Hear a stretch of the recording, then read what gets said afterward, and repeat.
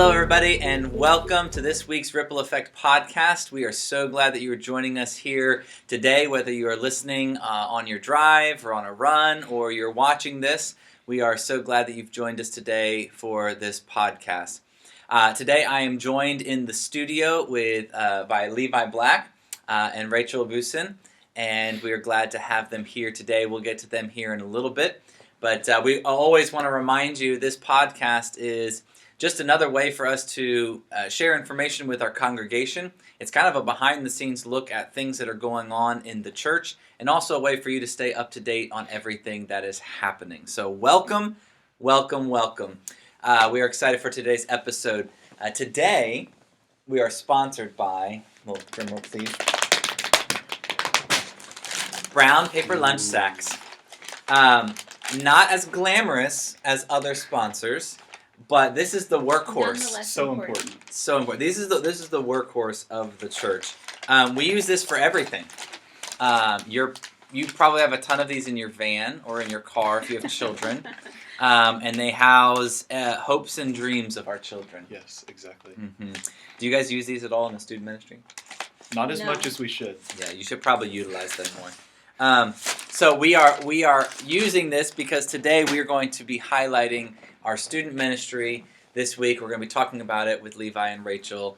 But before we get there, we have to give you the recap from Sunday.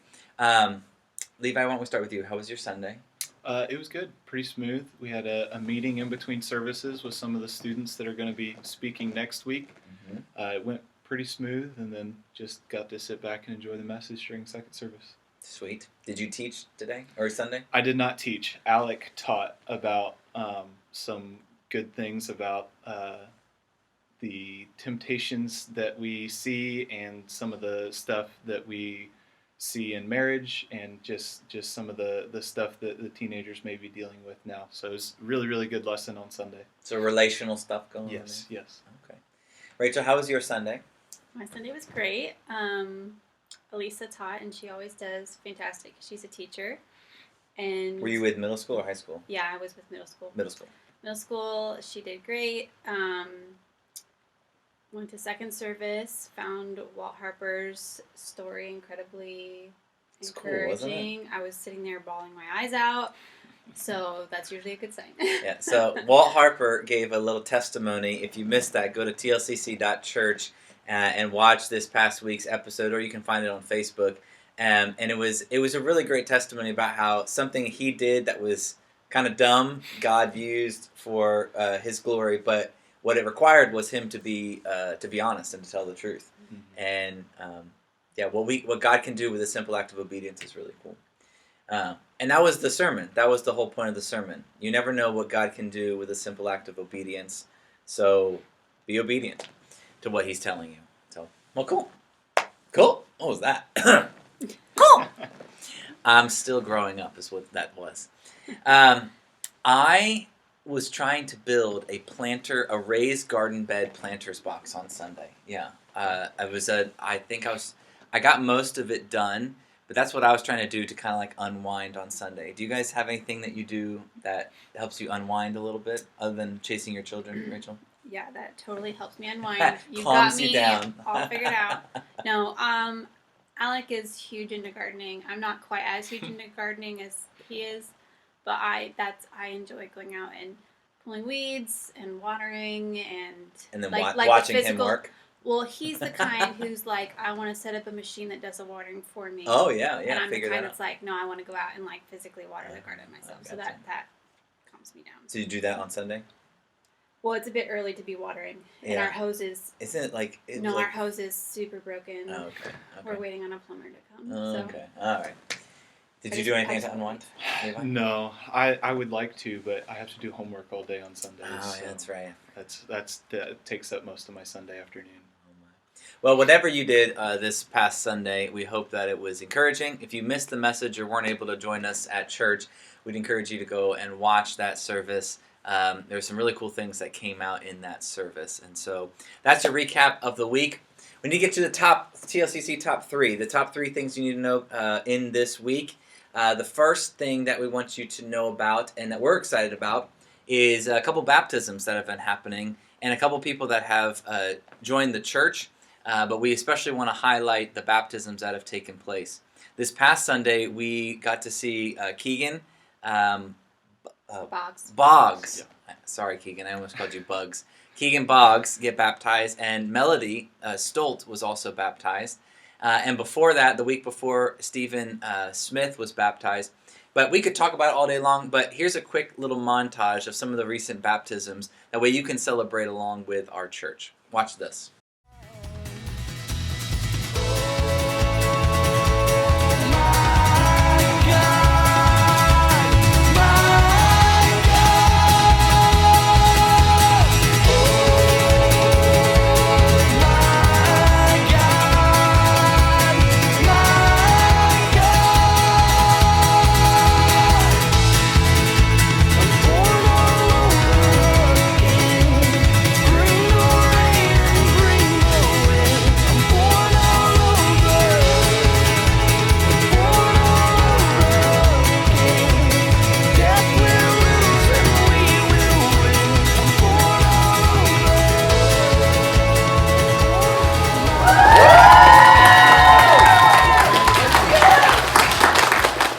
Well, we hope that you enjoyed that, and we hope that you celebrate along with us. And if you see those individuals, encourage them and welcome them and encourage them in their decision to get baptized.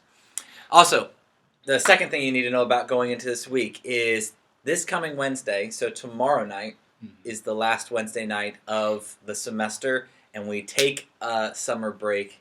Are you relieved, guys? Are you excited? Yes. Okay, taking a little break. Yeah, I have found that taking a break on Wednesday nights is, by the end of it, I'm ready for Wednesday nights to come back. But when it starts, you're like, oh, thank goodness. My goodness, Yes. we needed this. I wonder, well, we don't have to talk about that. Sometimes you feel bad. It's like, oh, we're not doing enough. But sometimes you just need to not have something to do. Yes, rest is very important. I feel No, like, I'm saying I agree, but in my head I'm thinking, this is quite a busy time for the student ministry. and so, here's all the things we can do now. Yeah, so Okay. I'm not practicing what I'm preaching. So, All right, yes. we got to work on that. But for you to know, there is no Wednesday night. Tomorrow night is the last Wednesday night of the semester. We're going to take our summer break. And then the final thing we want to let you know about is this coming Sunday. If you are 55 years old or older, the XYZ dinner is happening this coming Sunday right after service. And they're going to be especially honoring their high school seniors. And by there, I mean the church's high school seniors. And it's always a fun time to see what the kids are planning and to encourage them. So if you're a part of that age group, you are all welcome to join in for the XYZ dinner happening with our, especially honoring our high school seniors. Okay, there you go, top 3. Encourage people with the baptisms last Wednesday night, and then this Sunday is the XYZ dinner. Okay, we've got Rachel and Levi. Rachel, you are our student minister. Levi, you are a student minister assistant, and you guys have been planning a student ministry-led Sunday morning service, and that's coming up this coming Sunday on the 30th. Why in the world would we do a service like this?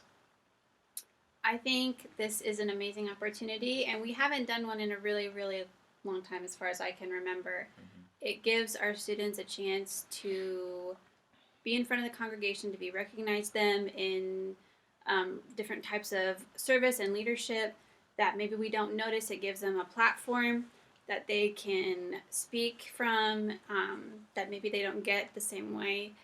And it's just a really cool opportunity for students to get involved who maybe don't want to be seen, but they can still be a part of what a Sunday morning service would look like.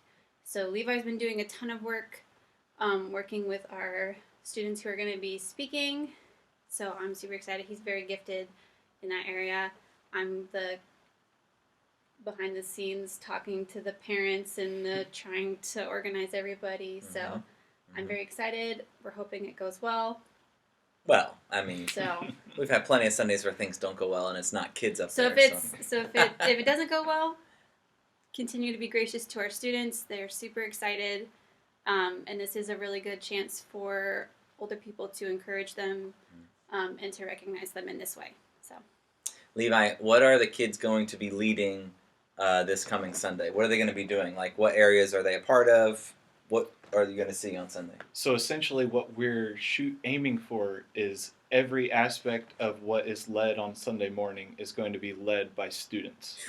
So we have different sponsors over every area, or different leaders overseeing the students, but the students are the ones doing every aspect. Well, besides security, the security isn't really done by them. But do not give my children any sort of weapons. Yeah, don't do it. We have a coffee bar, greeters. The students I've been working with, they're going to be doing the sermon, communion meditation, announcements. Caleb, I know, has been working with worship team. He's been doing a ton of work with them. So yeah. We have students up in the sound booth running the camera, sound, slides, everything. And we're actually some of the students are going to be hand baking some communion bread this week as this little specialty. Little special communion bread. That'll be. Sometimes when you get spoiled, then you want it every week, and that'll be difficult. Which kids are going to be doing the nursery? Are we? Well, are they going to be quite overseen? Have enough for that. Okay. Maybe next time. Maybe next time. All right. So they're going to be doing as much as possible. Kids are going to be leading that specific area, and that is very exciting. When you guys were students or younger, did you ever get the chance to lead a ministry or to be part of leading parts of the service when you were a kid, and did that impact you at all? For me personally, I know in my senior year, I got an opportunity to teach, I guess, a little part of a sermon and walk through that. And that actually happened just before COVID. So by the time I did it, it was a video. Was it recorded? recording. That's right. We recorded so your video. It was super awkward because I hadn't really done any public speaking, and I was preparing myself, looking at the crowd, and I ended up just being zoned in on the camera. It felt super awkward. But I was also able to teach a couple of Sunday school lessons while I was in high school as well. That's cool. Rachel, did you? I can't remember anything particular in front of the congregation. I was in chime choir. Ooh. So we had the chimes and you would go ding ding. So I did that, and then I occasionally played keyboard, but I wasn't very good. Brennan could keyboard laps around me, so nothing speaking wise. When I got older, I did actually I led a shout out to Brandon Douglas, by the way. Brandon's fantastic piano player. When I got older, it was either my senior year or I had just graduated. I don't know how to say this. I led a purity retreat at my church, so got that going. Got a bunch of women from the church. How old were you? 18. Nice. Or 19. Okay. So, cool. But it was great. We had 50 girls, and it was fantastic. It was a great event. Do you think that students sometimes feel like they should just be seen and not heard, and that growing up in a church community, when they are given the opportunity to lead or to really be a part of, not just, something that doesn't feel like it matters, but really be a part of stuff that's going on, that it helps and encourages their faith? I mean, because volunteering is one thing, but how does that impact their faith, do you think? And we're just talking.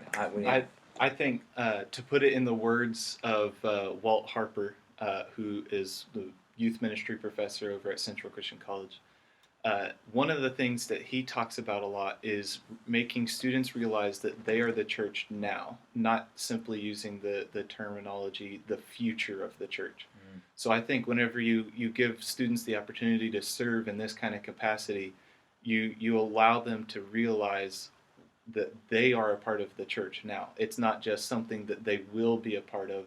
They are a part of it now. They have a role to play, and it's an important one. Mm. That's good. What do you think? I'm sorry, I'm thinking of, we just finished this Wanted event at Central, and that's exactly what it was talking about, is you're wanted by God. Because you're wanted by God, he invites you in to be a part of his posse, and you have a part to play. You have a gift and a role to play in the church now. And what are your giftedness?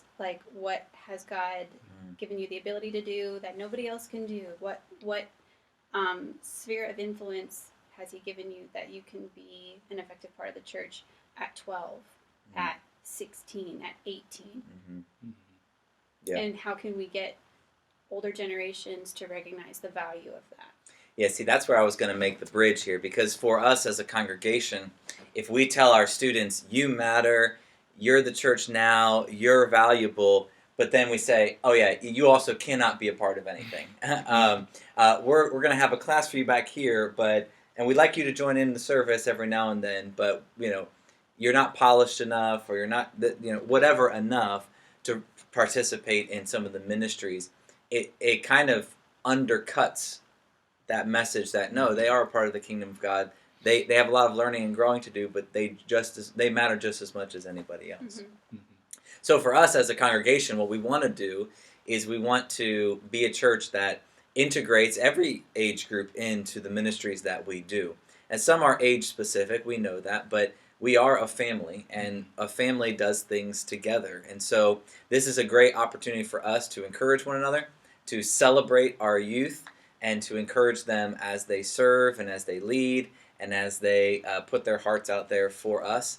And so when you see the kids on Sunday, my encouragement to you as a listener to this podcast is just to be as encouraging as you possibly can. Notice a small thing that kids are doing and just tell them you noticed and tell them they're doing a good job. And if they're doing something horribly wrong, Come find me. Come find Rachel. I don't want to deal with it. That's awesome. Yeah, I know for me growing up, that being able to lead things at an early age gave me a sense of ownership, and I was awful. I mean, I was truly terrible. I wish I'd had some recordings of me singing when I was like 14, 15, because it was awful. It was really bad. But somebody probably poured into you and helped you get better. I didn't even know it. Everybody was so encouraging. It was actually my mom that told me. My mom was like, all right, listen, son, we got to work on this. So she was honest. But you're right. People poured into me and encouraged me. And through that process, I was able to grow and learn. And you can see the difference between people that feel like I'm a part of this family, students that feel that way, and how it shapes them growing up versus the one that has always felt on the fringe and they didn't belong. So anyway, it's going to be a great morning. I'm excited for it. We've got 3 different students that are going to be preaching, so that's great. I'm going to help out a little with the music, but I don't really have to do much, and I'm very excited. I'm excited just to watch them and see them do great things. So come Sunday ready to encourage. Come Sunday ready to support the students of this congregation. And I can't say this 100%, but I have a sneaking suspicion we're going to make this much more of a regular thing here at our church. I know it's been a regular thing in the past. We kind of got away from it for a while. We want to bring it back because it is important for us to be reminded we are a family. So, any final thoughts on that? No, I think you... No, yeah. Hit the Come nail on the Sunday, head. enjoy it. Okay. Let me give you the final blessing of the week, and these guys already know what I'm going to say because we talked about it a little bit at our staff meeting today. But shout out to May Hughes. She's the one that really laid this out for me. We were talking on Sunday about how simple obedience to God matters, and she was talking to me today, and she said, have you thought about that in the context of Saul? And I thought, well, I never had. And so I just want to read a passage. It's from the book of 1 Samuel, chapter 15. And King Saul, at this point, had gone to battle, and God told him to destroy everything. Don't keep the animals, kill all these enemies, don't keep anything because it will lead to evil. And Saul almost obeyed. So close. He kept the king alive, and he kept some animals alive. And Samuel says this. It's 1 Samuel chapter 15, verse 18. Samuel said, the Lord sent you on a mission to go and destroy the Amalekites, fight against them until they're consumed. Why did you not obey the voice of the Lord? And Saul says, I have obeyed the voice of the Lord. I've gone on this mission, which the Lord has sent me, and I've brought back Agag, the king of the Amalekites, and I have devoted the rest of them to destruction. But some of the people took the sheep and the oxen, the best of the things devoted to destruction, to sacrifice, and I love this part, to your God. Saul's like, we saved the animals because we're going to sacrifice them to your God. Isn't that so nice? I gave you this gift. And then Samuel says the famous words, Has the Lord as great delight in burnt offerings and sacrifices as he does in obeying the voice of the Lord. Behold, it is to obey is better than sacrifice, and to listen is better than the fat of rams. And his point is, you were so close, and yet you didn't really obey me. And May was talking about how that kind of relates to when I said, where are your shoes on Sunday? You did everything else, but you didn't do the one thing I asked you to. And as Christians, we have to remember we could sacrifice so many things to God. We can give up Sunday mornings, and we can give money, and we can give time, and we can sacrifice so much. But if we're not simply obeying his commands that he's given us, then he doesn't care as much about the sacrifices. He cares about, are we following him, and are we being obedient to him? So this week, what simple act of obedience can you do, listening to the voice of God, and be reminded that that's what God truly cares about? He doesn't judge us based on how much we've given up. He judges us based on, are we being obedient to what he has said? So there's your encouragement of the week. Know that simple obedience is enough, and trust in God in it. Okay, final thoughts? Levi, what do you want to leave them with? Have a great week. Rachel, anything? See you Wednesday. See you Wednesday for the final Wednesday night. Okay, guys, thank you for joining us this week on the Ripple Effect Podcast. We can't wait to see you next week. See you guys later.